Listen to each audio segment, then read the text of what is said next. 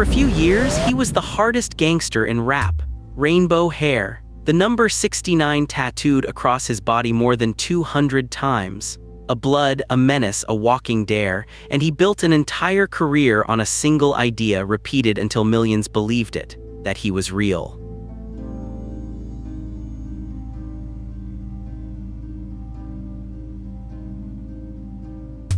Then the handcuffs came, and within days, not months, not years, the hardest gangster in rap became the most famous informant in the history of the genre.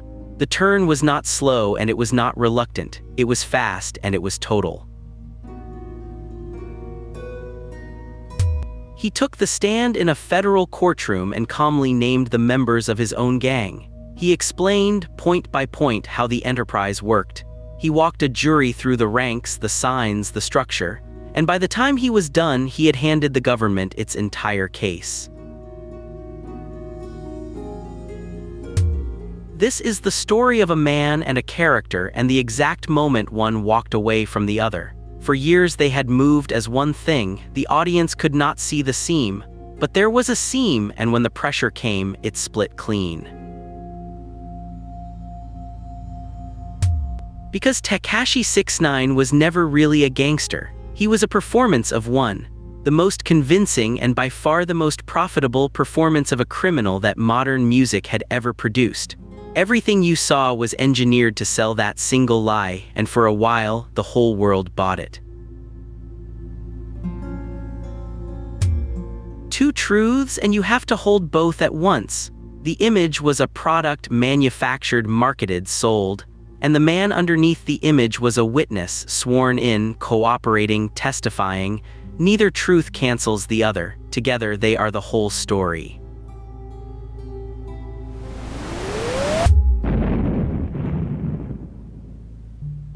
His name was Daniel Hernandez. He grew up in Bushwick, Brooklyn, in real hardship, the son of a Mexican immigrant mother who cleaned houses and worked factory floors.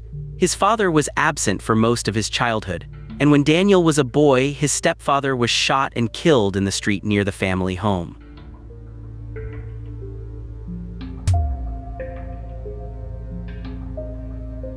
He was expelled from school around the 8th grade. He worked low-wage jobs, bussing tables, standing behind the counter of a Bushwick bodega, and like thousands of other kids with nothing, he started putting music on the internet, throwing it into the void, looking for any way out of where he was. But Daniel Hernandez understood something about the internet that most of them never grasped. Attention is attention. The algorithm does not measure love, it measures whether you can be ignored, and he realized it does not matter if they adore you or despise you as long as they cannot look away. So he built a character engineered to be impossible to scroll past.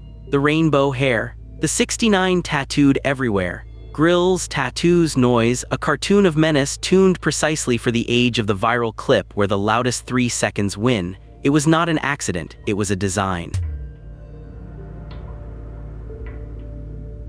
There was a real person underneath all of it, a kid from Bushwick with a hard start and a talent for being seen. But from this point forward, the person and the character begin to separate, and it is the character, not the person, that goes to work and starts earning.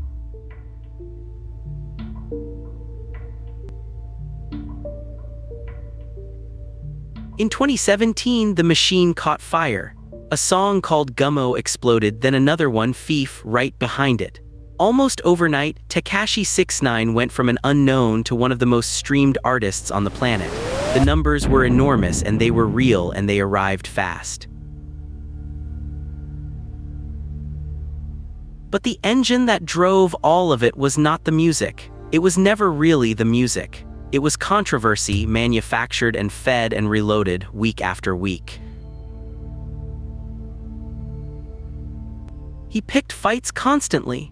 He insulted other artists, other cities, entire fan bases, anyone who would react. He turned outrage into a marketing machine, generating a fresh scandal on a schedule, each one another wave of attention, another spike in the numbers, another day at the top of everyone's feed. The strategy was cynical and it was genuinely brilliant. He was not selling songs at all. He was selling a fight and inviting the entire internet to gather around and watch it happen. He converted hatred into streams more efficiently than almost anyone of his era. That skill was real. But a gangster image carries a cost that a rainbow-haired troll does not. To sell it, you have to make it look real. And to make it look real, Tekashi 6ix9ine could not do it alone. He needed real gangsters standing behind him in the frame.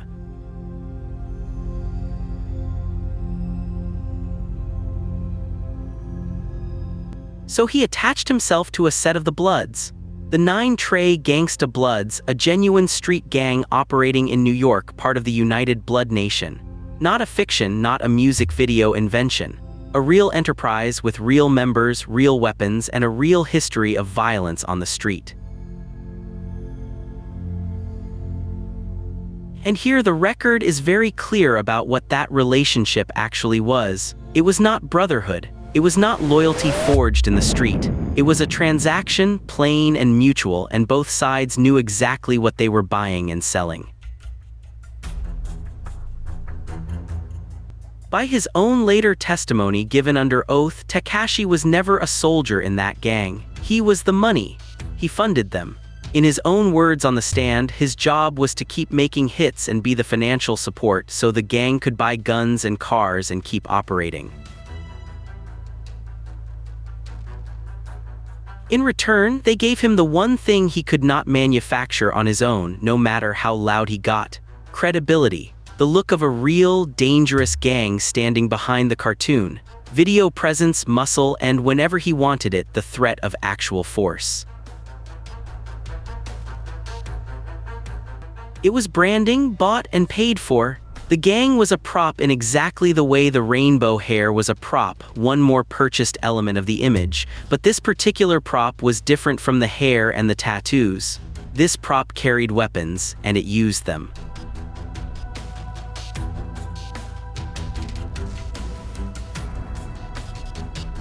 And this is where the clown image breaks apart, because the crimes attached to Tekashi 6ix9ine were not a performance and they were not a bit. They were real, documented, and charged in court. And some of them were violent. The memes never wanted you to look at this part. Before any of the fame, back in 2015, he had already pleaded guilty to a serious felony. The offense was the use of a minor in a sexual performance. He was sentenced to probation. That is the offense, the plea, and the sentence on the record years before the world learned his name. It is the part of his biography the memes always skip past. Long before the rainbow hair sold a single stream on the public record in a courtroom, Daniel Hernandez was a convicted felon. The cartoon came later. The conviction came first, and it never went away. Then, in the Nine Trey years, came the violence. Prosecutors charged an armed robbery near Times Square in April 2018. A shooting outside the Barclays Center. Payments, they said, made toward other attacks on rivals. These were the acts laid out in the federal case against him. These are not tabloid rumors or internet gossip. They are the counts of a federal indictment and the substance of sworn testimony given in open court. The character out front was a joke designed to be laughed at. The enterprise operating behind it was not a joke at all. So understand the arrangement precisely. Tekashi 6ix9ine had bought himself a real gang in order to sell a fake image. He rented authenticity from people who had the real thing, and a real gang, it turns out, is a very dangerous thing to rent.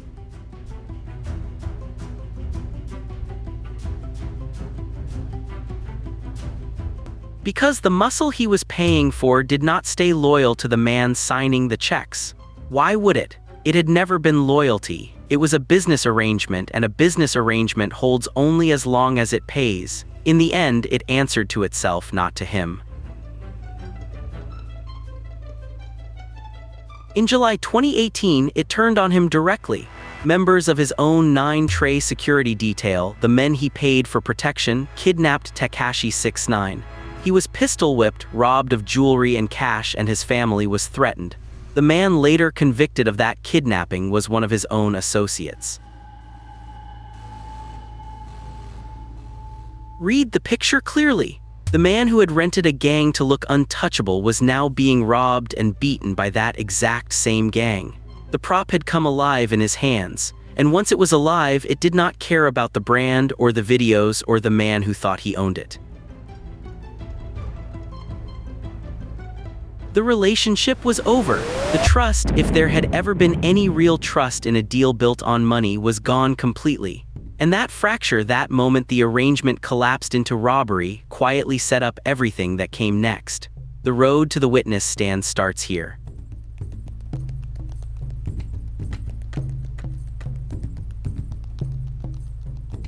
On November the 18th, 2018, federal agents arrested Tekashi 6ix9ine on racketeering charges.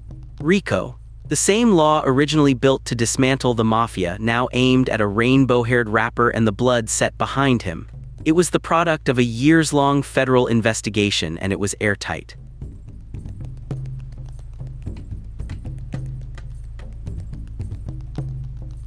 The exposure was staggering and the math was brutal. The charges carried a mandatory minimum measured in decades and a real, live possibility of life in prison. 47 years was the number that hung over the whole case. He was 22 years old, staring at the rest of his life inside. For a real gangster, this is the entire test. This is the moment the code is actually for. It says you say nothing. You take the years, however many there are. You do not cooperate, you do not name names, you do not talk to the government, you eat it in silence. Tekashi 6ix9ine did not take the years. Faced with the one situation his entire persona was built to survive, he did the single thing that persona was built to forbid. He cooperated. Not partially, not slowly, not under protest. Completely and almost immediately within days of the cell door closing. He pleaded guilty to all 9 counts against him. And then he did something that almost no one at his level of fame had ever done in the open. He took the witness stand in a public federal courtroom with cameras and reporters and the world watching, and he testified against his own gang. For days, he sat there calmly and mapped the entire enterprise. Who was who did what. He named members by name. He explained the ranks, the lineups, the structure. He walked the jury through his own videos and messages as evidence. He gave the government everything it could have asked for. The performance of loyalty, the whole snitches get stitches persona he had sold to millions, evaporated in a single afternoon on the stand. Reporters described him as calm, even relaxed, the menace gone entirely. Under oath, stripped of the costume, the gangster became the state's best and most effective witness. The judge did not describe his cooperation as conflicted or reluctant or forced. He called it game-changing. He called it complete. And in the language of the court, he called it brave. That is the assessment on the record. It is the language a system reserves for its ideal witness. Facing decades, facing the real possibility of life, Tekashi 6ix9ine was sentenced to 24 months, 2 years. And with the time he had already served counted against it, he was out on release back home in under a year. 47 years traded down to almost nothing.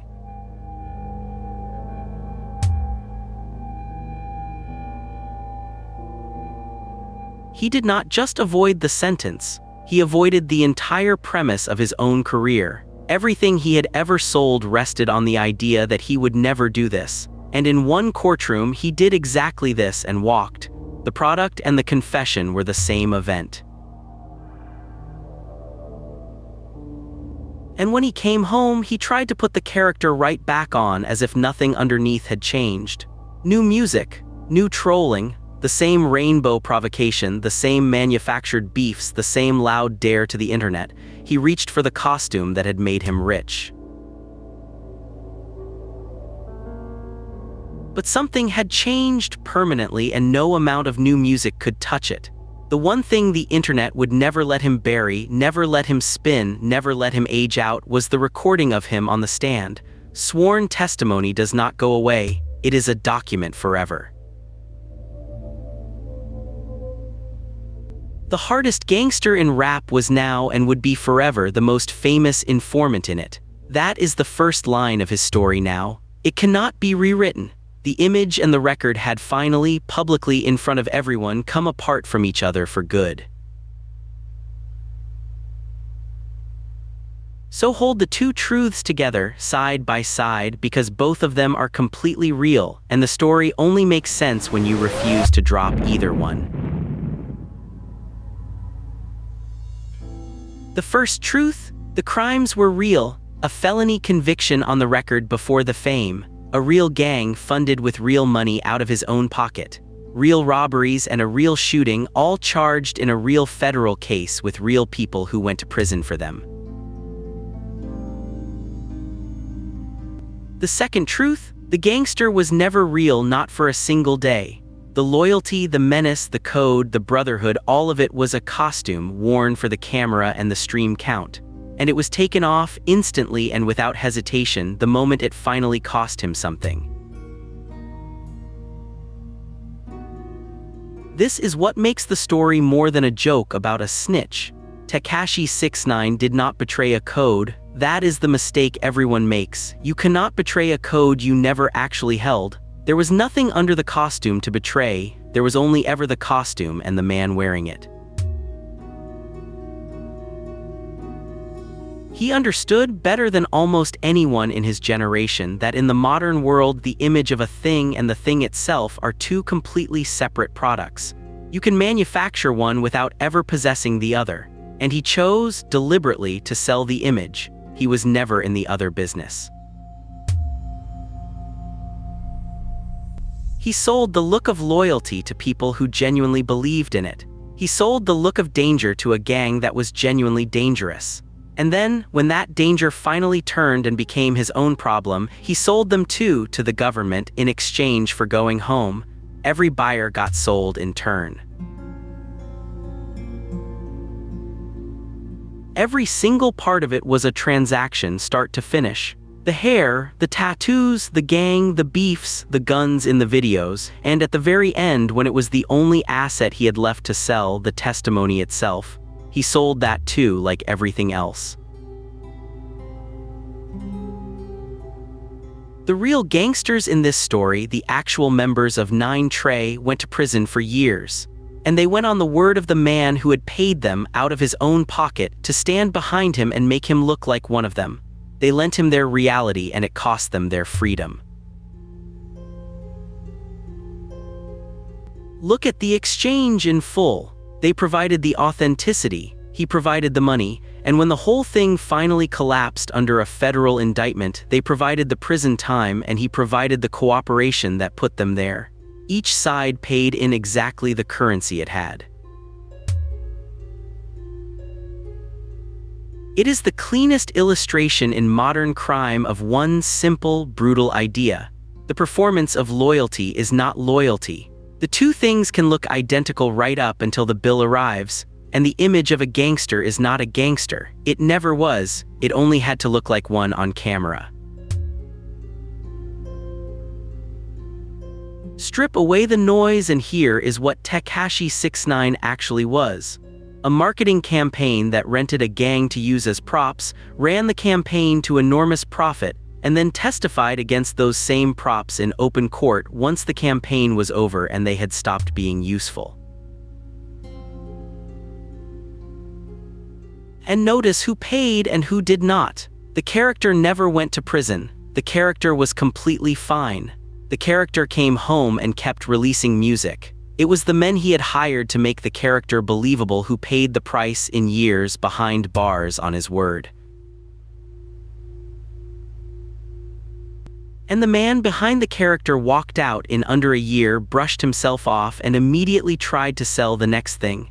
The persona, the story of the snitch itself, whatever the market would take. He treated even the cooperation as new inventory. There was always something else to sell. That is the whole story, and once you see it clearly, it is not really about rap at all. Rap is just the stage it played out on. Underneath, it is about a truth that every con artist in every field eventually runs headfirst into. The image and the reality do not stay married forever. You can sell an image of almost anything: toughness, loyalty, danger, authenticity itself. And for a while, sometimes a long and profitable while, the market will happily buy it, and it will pay you very, very well for the performance. That part is genuinely easy if you are good at it. But the moment reality actually arrives, the moment there is a real, unavoidable price that someone has to pay, the image does not pay it. The image never pays. The person behind it pays, or if that person is clever and cold enough, he finds a way to make someone else pay in his place. Tekashi 6ix9ine was exactly clever enough and cold enough.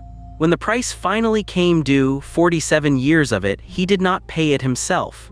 He made absolutely sure that someone else did, and he had spent years lining up who that someone would be.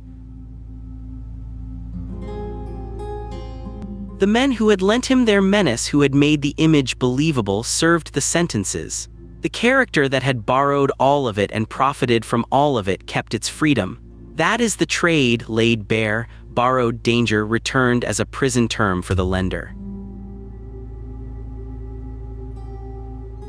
The most performatively loyal, most aggressively gangster figure in the modern music of his moment turned out to be, underneath every layer of paint, the exact opposite of everything he sold. Not just a lie about being tough, a precise inversion of it at the one moment it counted. Not a soldier, a customer, not a boss. A brand, not a man of the streets hardened by them. A man who bought the streets by the hour, wore them as long as they sold, and returned them used up the instant they cost him more than they were worth. Say it plainly, because this is the spine of the whole thing. The image was a product, the loyalty was a product, the menace was a product. Every piece of the man the public thought they knew was inventory, priced, marketed, and for sale.